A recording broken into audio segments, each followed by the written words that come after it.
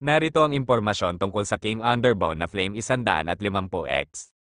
Ano ang Flame 150X? Ang Flame 150X ay isa sa mga bagong modelong motor na inilabas ng King. Ito ay kilala bilang Underbone na isang uri ng motorsiklo na may frame na nasa ilalim ng upuan. Sa pagkakaalam, ang motorsiklong ito ay inaasahang maging popular sa mga rider dahil sa mga sumusunod na posibleng katangian. 150cc na makina, nagbibigay ito ng malakas na performance na akma para sa pang-araw-araw na gamit at pati na rin sa mas mahabang biyahe.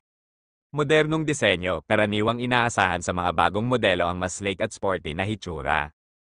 Affordable na presyo, posibleng inaalok ito sa mas mababang presyo kumpara sa ibang motorsiklo na may parehong displacement. Para sa detalyadong specs ng Rose Flame 150X, mahalagang tingnan ang mga sumusunod na impormasyon.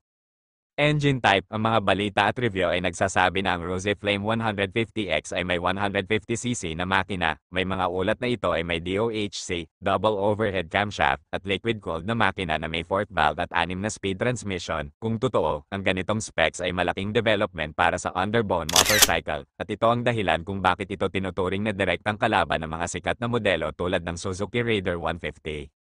Fuel system, may mga balita rin na mayroon itong fuel injection, FI. Ang FI ay mas efficient at mas matipid sa gasolina kumpara sa carburetor type. Design at features, fully digital panel, inaasahang may modernong digital na display ang motor na nagpapakita ng bilis, fuel level, gear position, at iba pang mahalagang impormasyon. LED lights, posibleng mayroon itong LED headlight, tail light, at signal lights na mas maliwanag at mas matipid sa kuryente. Suspension, karaniwang may telescopic fork sa harap at monoshock o dual shock sa likod. Brakes, ang mga underbone sa klase na ito ay karaniwang may disc brake sa harap at likod na nagbibigay ng mas epektibong pagpreno.